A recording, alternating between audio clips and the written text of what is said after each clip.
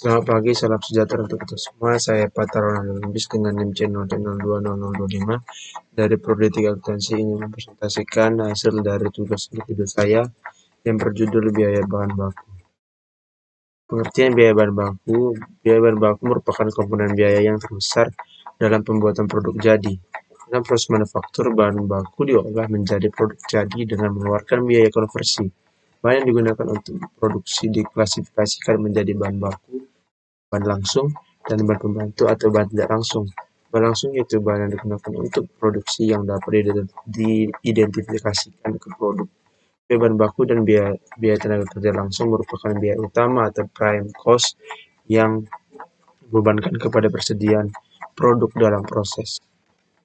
Prosedur pembelian bahan baku. Pertama, prosedur permintaan pembelian bahan baku. Jika persediaan bahan baku yang ada di gudang sudah mencapai jumlah tingkat minimum, pemesanan kembali atau reorder koin, bagian gudang kemudian membuat surat permintaan pembelian untuk dikirim ke bagian pembelian. 3. Prosedur order pembelian.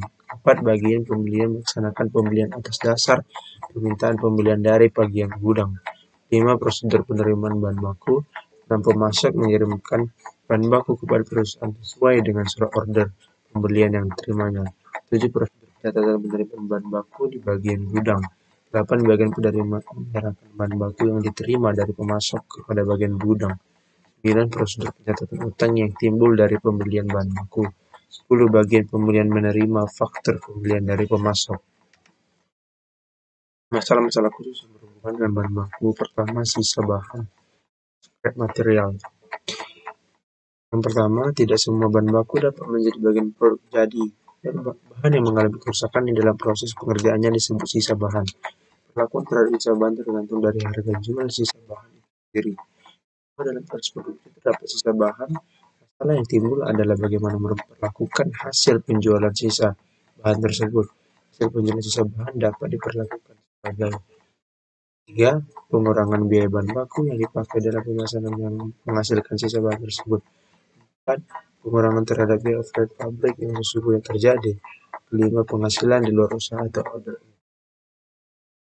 Unsur biaya yang diperhitungkan dalam harga pokok bahan baku. Pertama, apabila bahan baku diimpor, unsur harga pokoknya akan berbeda dengan apabila bahan baku tersebut dibeli dari dalam negeri. Dalam perdagangan luar negeri, harga barang yang disetujui bersama antara pembeli dan penjual akan mempengaruhi biaya-biaya yang menjadi tanggungan pembeli. 2. Bahan baku dapat diimpor dengan syarat harga free alongside ship atau FAS, free on board atau FOB, cost and freight atau CNF, atau cost, insurance and freight CINF. Pada harga CNF, pembeli menanggung biaya asuransi laut dan penjual menanggung biaya angkutan lautnya. Pada harga CINF, pembeli hanya menanggung biaya-biaya untuk mengeluarkan bahan baku dari pelabuhan pembeli dan biaya-biaya lain sampai dengan barang tersebut diterima di gudang pembeli. 3. Dalam harga CINF, biaya angkutan laut beserta asuransi lautnya sudah diperhitungkan oleh penjual dalam harga barang. Identifikasi khusus atau specific identification method. Kesulitan yang timbul dari pemakaian metode ini terletak pada penyimpanan bahan baku di gudang. Meskipun jenis bahan bakunya sama, namun jika harga pokok persatuannya berbeda, bahan baku tersebut harus disimpan secara terpisah agar mudah diidentifikasi pada saat pemakaiannya nanti. Metode ini merupakan metode yang paling teliti dalam penentuan harga pokok bahan baku yang dipakai dalam produksi, namun seringkali tidak praktis. Metode ini sangat efektif dipakai apabila bahan baku yang dibeli bukan merupakan barang standar dan dibeli untuk memenuhi pesanan tertentu. Perusahaan yang memakai metode harga pokok pesanan seringkali memakai metode identifikasi khusus untuk bahan baku yang tidak disediakan dalam persediaan gudang atau yang hanya secara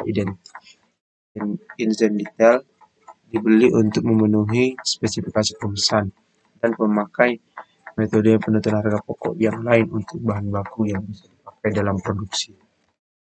Kemudian metode rata-rata bergerak average method. Dalam metode ini, persediaan bahan baku yang ada di gudang dihitung harga pokok rata-ratanya dengan cara membagi total harga pokok dengan jumlah satuannya.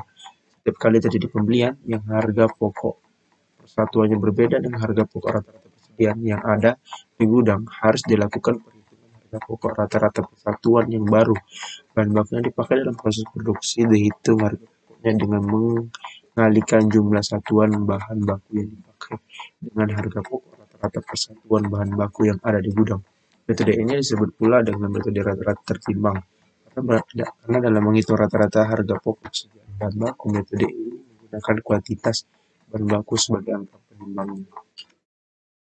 Kesimpulannya, biaya adalah semua pengorbanan yang perlu dilakukan untuk suatu proses produksi dan dinyatakan dengan satuan uang menurut harga pasar yang berlaku, baik yang sudah terjadi maupun yang akan terjadi. Biaya bahan baku merupakan komponen biaya yang terbesar dalam pembuatan produk tadi. Dalam proses manufaktur, bahan baku jadi dengan mengeluarkan biaya konversi. Sistem pembelian lokal bahan baku terdiri dari prosedur permintaan pembelian, prosedur order pembelian, prosedur penerimaan barang, prosedur penerimaan barang di gudang, dan prosedur pencatatan utang.